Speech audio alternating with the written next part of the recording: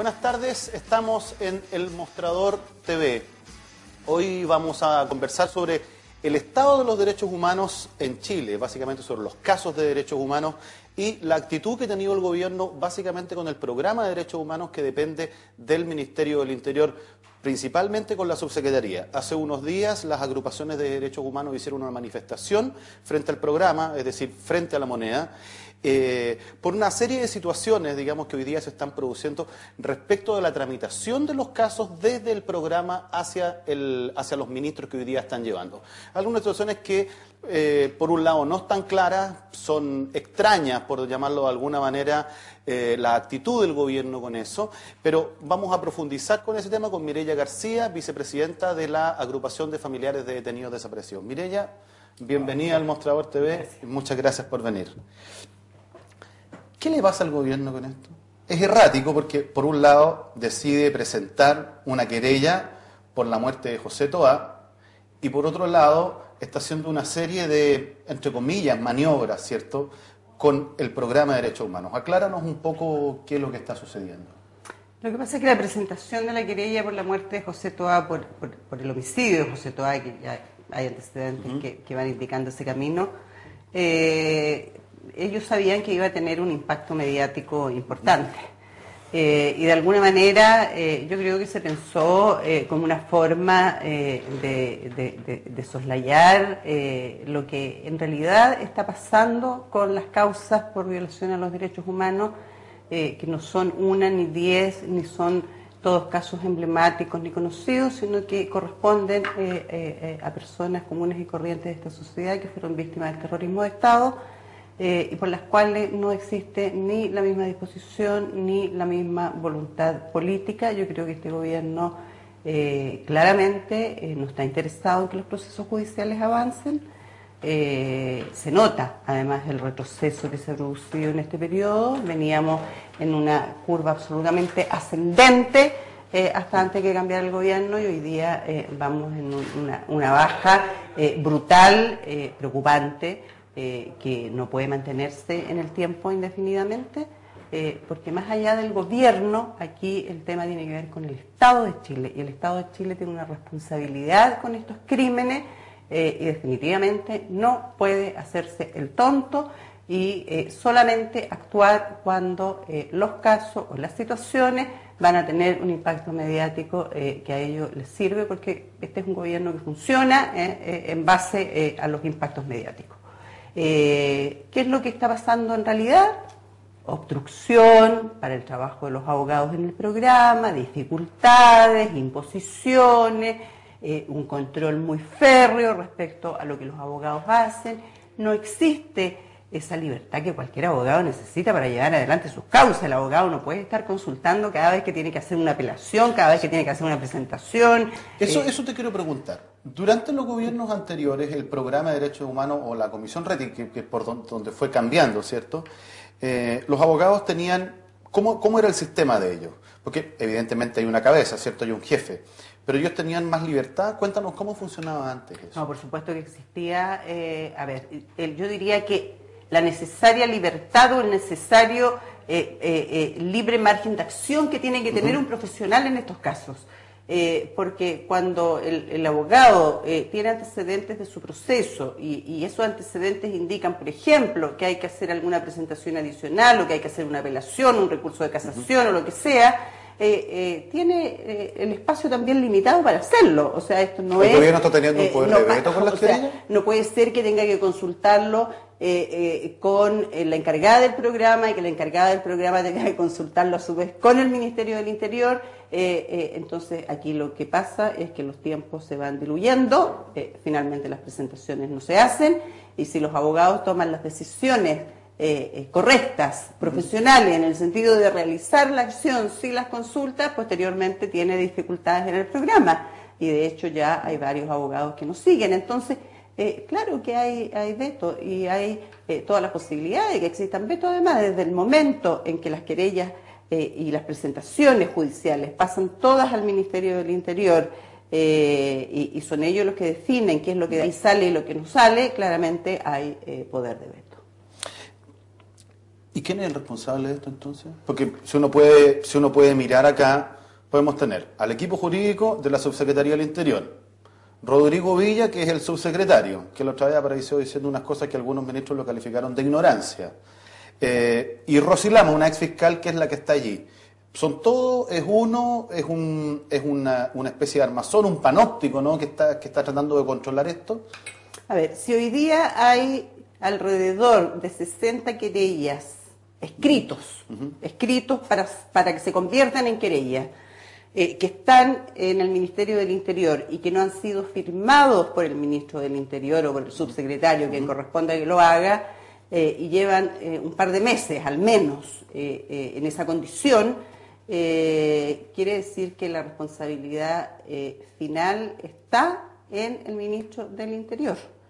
Pero si yo estoy a cargo de un programa, si yo soy la cabeza principal del programa de derechos humanos y a mí me está pasando esto con las acciones judiciales, que son el sentido casi único de la existencia de este programa, se supone que yo tendría que también estar dando las voces de alerta y teniendo una actitud en la medida en que Rosy Lama se mantiene pasiva y aceptadora de esta situación, también es responsable. Tú, por razones obvias, tienes contacto con los abogados del programa. ¿Qué más bien comentan ellos sobre la situación interna dentro de este organismo? Es una situación compleja, de gran control, donde todo pasa por la supervisión de Rosy Lama. Es ella la que define cuánto papel se ocupa en las fotocopias, cuántas acciones judiciales se interponen, en qué horario se hace, contra quiénes se hacen. En definitiva, hay un control absolutamente limitante de lo que es el libre ejercicio de la profesión. Estoy pensando en discriminación, ¿no? Estoy pensando, por un lado, en este impacto mediático por el tema de José Toá, y es la discriminación respecto a otras causas que efectivamente no son tan emblemáticas y que también tienen que ver con causas de homicidios calificados, ¿cierto? Y algunas también sobre desaparición de personas, ¿ya? Entonces, me contaban los otros días los abogados del programa que además vienen despidos ahora, como va a pasar en toda la administración pública, y lo llamativo de esto es que ¿a quién van a contratar? Porque personas que han tramitado, ¿cierto?, ante los ministros las causas por año. O sea, no vamos a mencionar quiénes, pero hay varios abogados que llevan los temas de la Haga, no sé, en fin, y que se conocen los casos completamente de un lado hasta otro. Así es. ¿Qué crees tú que debiera hacer el gobierno con esto? Mira, es uno de los temas que nosotros conversamos en una reunión que tuvimos la semana pasada con Rosy Lamas.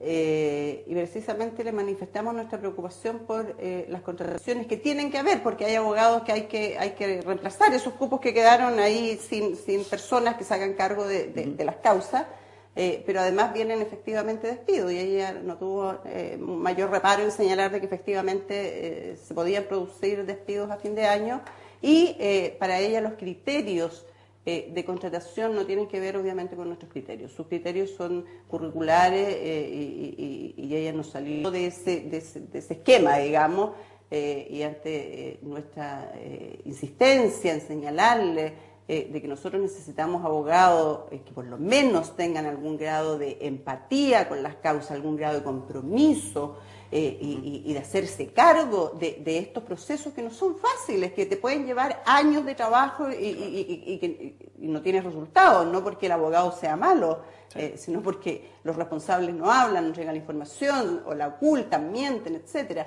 O hay ministros que a veces no son tan buenos investigando también. Que no investigan lo suficiente, todas las condicionantes que conocemos. Pero la verdad es que Rosy Lama se quedó con que el criterio de contratación iba a ser el curricular, lo que le agrega un elemento más de preocupación, y que nosotros creemos que a la larga va a significar que va a ser otro elemento entorpecedor para el buen funcionamiento investigativo de nuestras causas. El gobierno quiere desmantelar el programa, entonces. ¿Esa es tu percepción? Que paulatinamente lo que va a ir haciendo es desmantelándolo, poniendo solo personas de su confianza, que no necesariamente sepan de esto, y que desde ahí va bien el entorpecimiento. Hay distintas maneras de desmantelar las cosas, ¿no? Y claro, no es necesario terminar formalmente con un programa para terminar con él. Pero yo creo que tampoco es tan fácil que lo pueda hacer así tan brutalmente, digamos. Perfecto, de la noche a la mañana. Porque el presidente de la República se ha dedicado a señalar en el exterior de que este es un gobierno que tiene un gran compromiso con los derechos humanos, ha sido reiterativo con este discurso y yo me imagino que los presidentes de la República no tienen discursos en el exterior que finalmente se transforman en algo absolutamente contrario en su propio país. Espero que no sea así, por lo menos en este caso. Pero yo quería contarte de que cuando se fue Boris Paredes, que fue uno de los primeros abogados y uno de los grandes abogados que se fue del programa, se contrató bajo esta lógica curricular a Gonzalo Fuenzalida. Yo no sé si tú ubicas, Gonzalo Fuenzalida era el que estaba en esta ONG antidelincuencia. Exacto, esa es su experiencia. Y eso es lo que se resalta como experiencia en el tema de derechos humanos, que en realidad no tiene absolutamente nada que ver, porque fue tan circunstancial. Y de delincuente y no del Estado. Exacto. No son peras con manzanas, claramente. Gonzalo Fuenzalida estuvo muy poco tiempo en el programa. Alcanzó a durar 2 meses. No, pero además yo te voy a contar otros detalles, porque también hay otros sabrosos. Gonzalo Fuenzalida no solo está muy poco, le encargan trabajos sobre los homicidios calificados, de los cuales no tenía idea, nada, cero. Demoró mucho rato en tratar de armar unas cosas que finalmente se armaron muy a media, no porque el tipo necesariamente le faltaran aptitudes intelectuales de alguna vez, sino que sencillamente no había experiencia en el tema. Paralelamente, mientras estaba en el programa, lo nombraron en el directorio de correos, y de allí, desde el programa, manteniendo este puesto en el directorio de correos, se fue a la División de Seguridad Pública del Ministerio del Interior, también se está moviendo dentro del mismo tema. Entonces, efectivamente el tema era por lo menos llamativo, ¿no? dentro del programa mismo.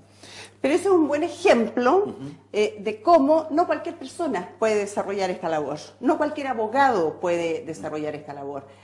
Los abogados que se han involucrado con estas causas es porque realmente tienen un compromiso ético con las causas por violación a los derechos humanos. Entonces tú no puedes llegar como un abogado cualquiera a asumir algo que finalmente no vas a poder. Y por otro lado, existe una experiencia acumulada de 30 años. O sea, aquí estamos hablando de toda una vida de trabajo y de conocimiento, de experiencia, además del conocimiento que va más allá del caso mismo, que tiene que ver con las estructuras represivas, con las lógicas represivas, con las situaciones de contexto, etcétera, 1000 detalles que los ha ido dando solamente el paso del tiempo y la experiencia en el trabajo, que no se pueden tirar a la basura. Entonces, lo primero que nosotros le tenemos que señalar al gobierno es que esperamos que no se produzca ningún despido más. Y segundo, que las contrataciones que se vayan a producir tienen que tener una lógica distinta a si la persona tiene o no tiene MBA o lo que sea, porque en realidad los máster y lo demás no da para asumir este tipo de causas. En la reunión que van a tener, o sea, ustedes ya me cuentan que van a hablar, pero ese día que se les recibió o generaron solo una reunión después de la manifestación allí? Una reunión solamente con Rosila. ¿Solo con ella nomás? Sí. ¿Y ahora van a tener una reunión en La Moneda? No. ¿Solo fue con ella y ya está? No, vamos a tener reunión en La Moneda, no porque nosotros no queramos, que es un buen punto, y qué bueno que tú lo recordaste, porque nosotros hemos tenido 2 reuniones con este gobierno. Una con Hinspeter y la otra con el presidente Piñera. Las 2 reuniones quedaron inconclusas. Y en las 2 reuniones hubo el compromiso de reunirnos en días para finalizarlas. Y ninguna de las 2 se ha finalizado nunca. O sea, las 2 están pendientes, las 2 están inconclusas. Ni el presidente ni el ministro del Interior cumplieron con el compromiso de reunirse con nosotros para finalizar estas reuniones. O sea, no hubo cero voluntad política. Absolutamente. El tema de los derechos humanos al gobierno no le interesa.